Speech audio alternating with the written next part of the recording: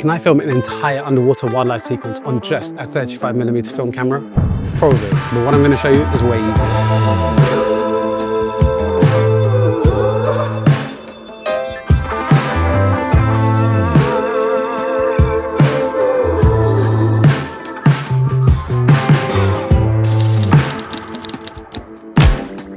Welcome back to the channel, everyone. Today I'm going to be showing you how you can take your underwater footage from looking normal like this to looking as if it was shot on 35mm film.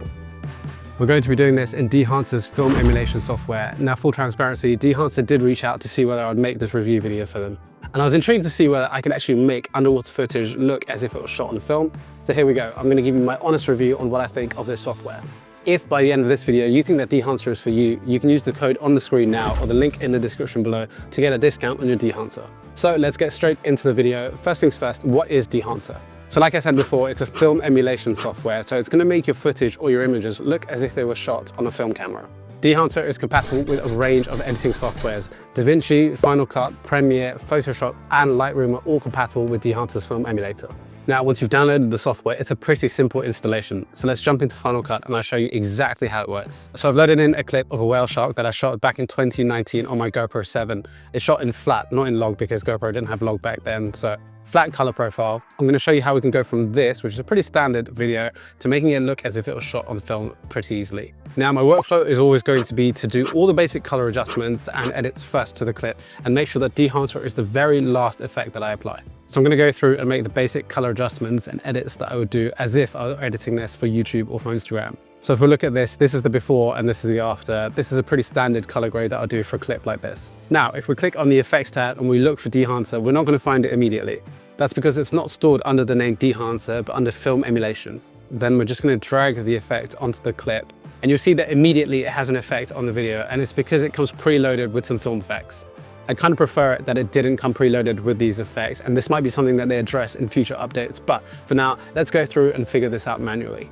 Now, starting at the top, we have source. This is asking what color space the footage that we're editing is in.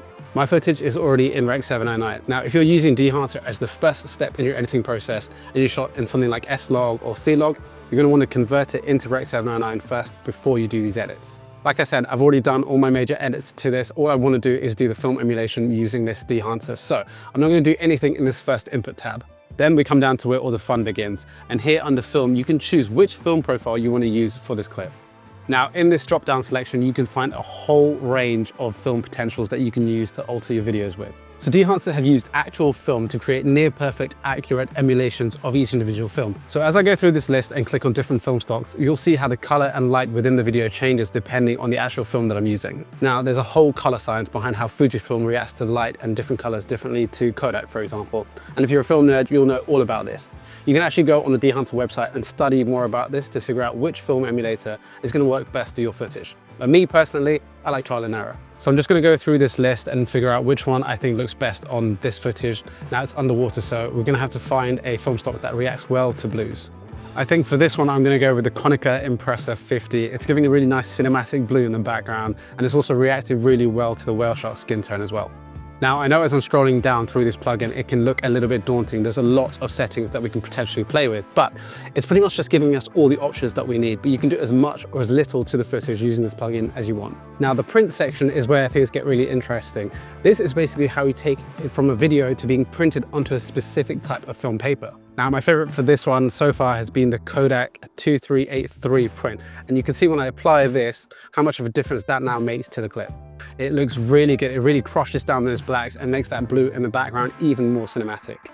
You can also fine tune the settings here. So I actually think the blue in the background now is a little bit too saturated. So if we play with the color density tab here, we can take out some of that saturation. Now you can fine tune any of these settings using the sliders below, the same in any of the other tabs. For now, we're going to keep going and see what the next tab is. The color head tab is another grading tab, so you can kind of mess with the midtones, blues, magentas, all that kind of thing.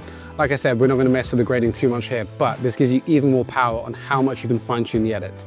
Now, these next few tabs are where we can make a big impact and really give this footage that 35mm film look. Now, one of the most obvious things about footage that's shot on film is how grainy it is. So for this one, I'm going to choose 35mm ISO 250, and you can see how big of an impact that has. It really adds that grain in throughout the footage, giving it that film look. The next setting that I want to play with is halation. Now what halation is basically red or orange halos around bright light sources, particularly with highlights which are surrounded by contrasting edges, which is exactly what we have here with the whale shark. Whale sharks have these very bright white spots surrounded by darker skin, so I think halation is really going to amplify these bright spots. So if we tick this setting on and we choose the 35mm again, you can see just that little added bit of orangey red into the white spots there, making them glow a little bit. You can have a play with this and you see that if we go down to 8mm, it really adds a little bit too much, I think, in my opinion, for this, of an orange glow. It makes the whale shark look artificial.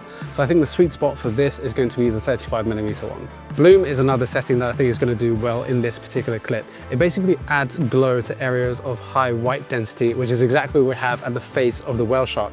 There's a lot of white, a lot of spots that are reflecting the light back, and I think that's just going to add this nice little glow here. So if we turn this setting on and again go for the 35mm effect, it just adds this nice ethereal glow around the whale shark. Alongside grain, the other thing that I think just gives that iconic film look is film damage. Now, if we click this setting on at 35mm, we can't really see a lot of film damage, but if we change this down to 8mm, you can see there with all these specks and lines going, it's giving it that iconic film look. Now, depending on what your final output and what you're editing this footage for, you can actually leave it exactly like it is here. But if we come down to this overscan setting, we can actually give it a little bit of a film border, making it look more as if it was shot on a 35mm. So all you have to do is enable it here, and you can see there, Super 35, it's giving it this border with flickering lights, just as if it was shot on a 35mm camera. The widescreen 35 also looks good. It's giving it that extra little top and bottom layer as well. So depending on what you're editing for, this could be a nice effect that you add to it. I'm going to turn that off and go back just so we can see a before and after. So this is the before of the graded footage compared to with the film emulator on it. And you can see there what a massive difference that is. It's really giving it a cinematic look in not only the blues, but also with that halation on the whale shark. It just looks so beautiful. And then that film grain and film damage on top gives it that iconic film camera look. The film damage for me on this just makes this entire clip. So now that I have all these tools at my fingertips, all I need to do is compile a few of these clips, add some sound effects, and I can create a sequence that looks like this.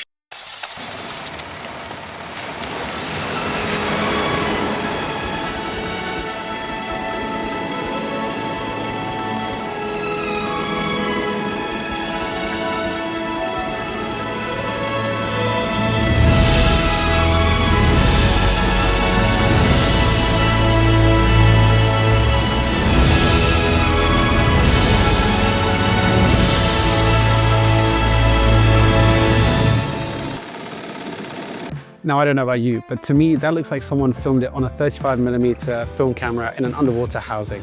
That honestly looked as if it was shot on a film camera natively. So what's my final verdict? Do I think that Dehancer is worth it? As a purely wildlife filmmaker, I probably wouldn't invest in Dehancer just because of how limited I think my use of it would be. But as a general filmmaker who makes short films and also shoots commercial content, I actually do think that Dehancer would come in handy. It can add a lot of versatility to the kinds of content that you create and can give your footage that extra it factor when combined with some creative editing. At the end of the day, it's up to you whether you think that this plugin is going to come in useful for the kind of content that you create. Me personally, I'm definitely going to be using this more in the short films that I produce in the future. If you're thinking about taking Dehancer for a spin, they actually offer a trial on their website, so you can test it out and see whether it's for you. Dehancer also have a really handy mobile app as well. Now, I've been using this a lot for editing Instagram stories. It works really well for both underwater shots as well as on land shots as well. So a lot of my Instagram stories that'll be more lifestyle focused, I've edited using this app. It has pretty much the exact same controls and settings that I've shown you here in Final Cut, but just much easier in the palm of your hand on your phone. And you can edit both images and videos using this app. I'll leave the links to the desktop version as well as the mobile app in the description below in case you're interested in trying them out.